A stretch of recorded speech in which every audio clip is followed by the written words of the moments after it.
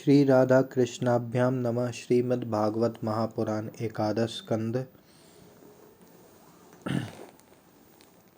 श्री राधा कृष्णाभ्याम नमः। भागवत पुराण श्रीमद्भागवत महापुराण एकादश स्कंद। ओम नमो भगवते वासुदेवाय। श्रीमद्भागवत महापुराण एकादश स्कंद। पहला अध्याय। यदुवंश को ऋषियों का शाप। ओम नमो भगवते वासुदेवाय। श्रीमद्भागवत महापुराण एकादश स्कंद। पहला अध्याय। यदुवंश को ऋषियों का शाप। व्यास नंदन भगवान श्री सुखदेव जी कहते हैं, परीक्षित, भगवान श्री कृष्ण ने बलराम जी तथा अन्य यदुवंशियों के साथ मिलकर बहुत से दैत्यों का संहार किया तथा कौरव और पांडवों में भी शीघ्र मारकाट मचाने वाला अत्यंत प्रबल कलह उत्पन्न करके पृथ्वी का भार उतार दिया। कौरवों ने कपटपूर्ण जुए से, तरह तरह के अपमानों से तथा द्रौपदी के केश खींचने आदि अत्याचारों से पांडवों को अत्यंत क्रोधित कर दिया था। उन्हीं पांडवों को निमित्त बनाकर भगवान श्री कृष्ण ने दोनों पक्षों में एकत्र हुए राजाओं को मरवा डाला और इस प्रकार पृथ्वी का भार हल्का कर दिया। अपने बाहुबल से सुरक्षित यदुवंशियों के द्वारा पृथ्वी के भार राजा और उनकी सेना का विनाश करके प्रमाणों के द्वारा ज्ञान के विषय न होने वाले भगवान श्री कृष्ण ने विचार किया कि लोक दृष्टि से पृथ्वी का भार दूर हो जाने पर भी वस्तुतः मेरी दृष्टि से अभी तक दूर नहीं हुआ, क्योंकि जिस पर कोई विजय नहीं प्राप्त कर सकता वह यदुवंश अभी पृथ्वी पर विद्यमान है। यह यदुवंश मेरे आश्रित है और हाथी, घोड़े, जनबल, धन बल आदि विशाल वैभव के कारण उच्च श्रृंखल हो रहा है। अन्य किसी देवता आदि से भी इसकी किसी प्रकार पराजय नहीं हो सकती। बांस के वन में परस्पर संघर्ष से उत्पन्न अग्नि के समान इस यदुवंश में भी परस्पर कलह खड़ा करके मैं शांति प्राप्त कर सकूंगा और इसके बाद अपने धाम में जाऊंगा। राजन, भगवान सर्वशक्तिमान और सत्य संकल्प हैं। उन्होंने इस प्रकार अपने मन में निश्चय करके ब्राह्मणों के शाप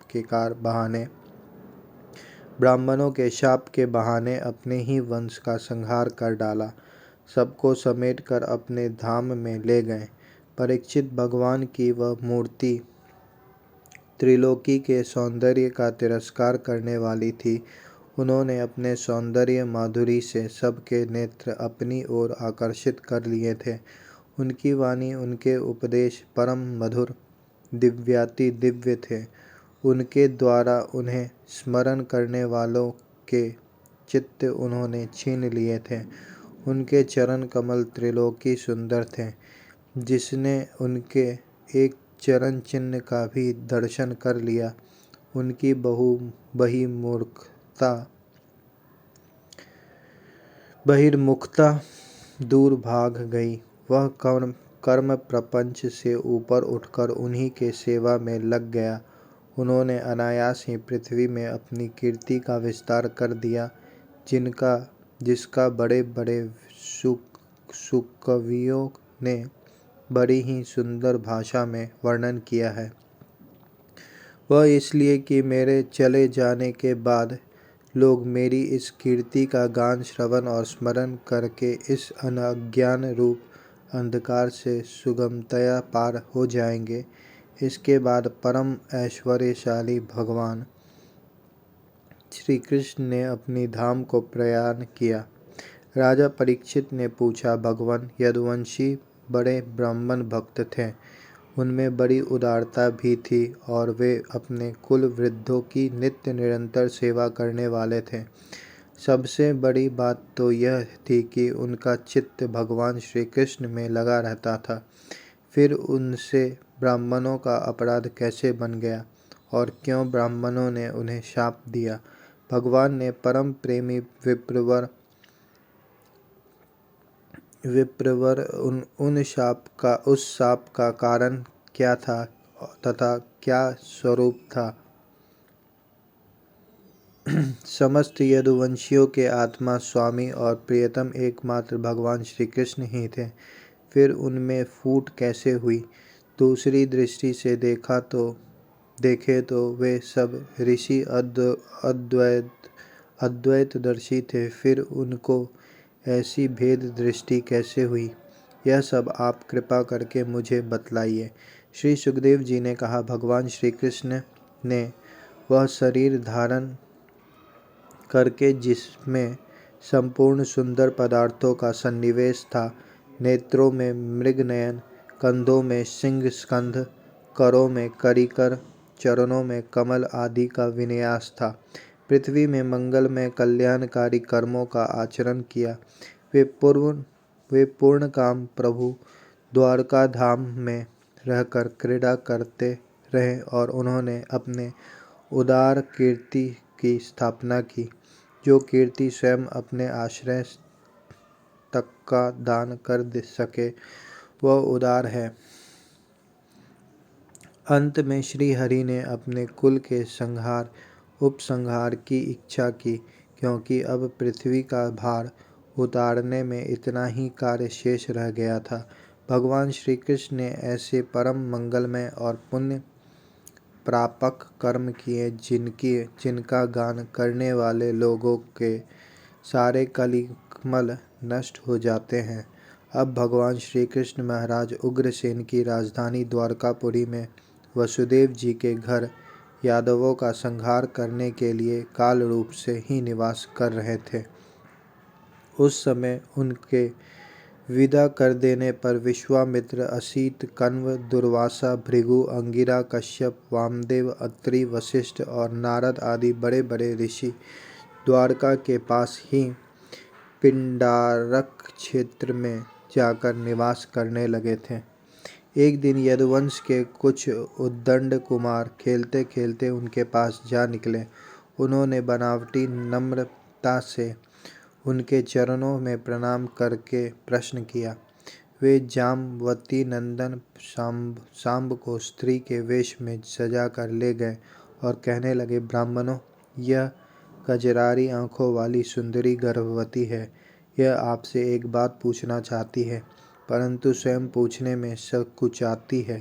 आप लोगों का ज्ञान अमोघ है, अबाध है, आप सर्वज्ञ हैं।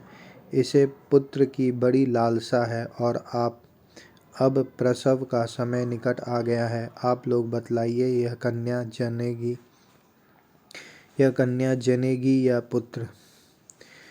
परीक्षित, जब उन कुमारों ने इस प्रकार उन ऋषि मुनियों को धोखा देना चाहा, तब वे भगवत प्रेरणा से क्रोधित हो उठे। उन्होंने कहा, मूर्खों, यह एक ऐसा मूसल पैदा करेगी जो तुम्हारे कुल का नाश करने वाला होगा। मुनियों की यह बात सुनकर वे बालक बहुत ही डर गए। उन्होंने तुरंत सांब का पेट खोलकर देखा तो सचमुच उनमें एक लोहे का मूसल मिला। अब तो वे पछताने लगे और कहने लगे, हम बड़े अभागे हैं। देखो, हम लोगों ने यह क्या अनर्थ कर डाला। अब लोग हमें क्या कहेंगे। इस प्रकार वे बहुत ही घबरा गए तथा मूसल लेकर अपने निवास स्थान में गए। उस समय उनके चेहरे फीके पड़ गए थे, मुंह कुम्हला गए थे। उन्होंने भरी सभा में सब यादवों के सामने ले जाकर वह मूसल रख दिया और राजा उग्रसेन से सारी घटना कह सुनाई। राजन, जब सब लोगों ने ब्राह्मणों के शाप की बात सुनी और अपनी आंखों से उस मूसल को देखा, तब सब के सब द्वारकावासी विस्मित और भयभीत हो गए, क्योंकि वे जानते थे कि ब्राह्मणों का शाप कभी झूठा नहीं होता। यदुराज उग्रसेन ने उस मूसल को चूरा चूरा कर डाला और उसे चूरे तथा लोहे के बचे हुए छोटे टुकड़ों को समुद्र में फेंकवा दिया।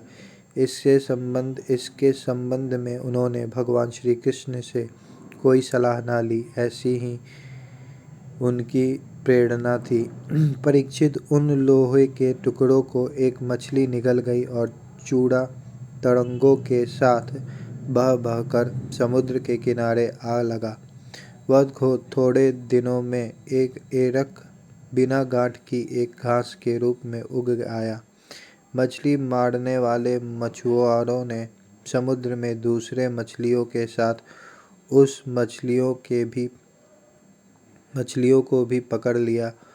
उसके पेट में जो लोहे का टुकड़ा था उसको जड़ा नामक व्याध ने अपने बाण के नोक में लगा लिया।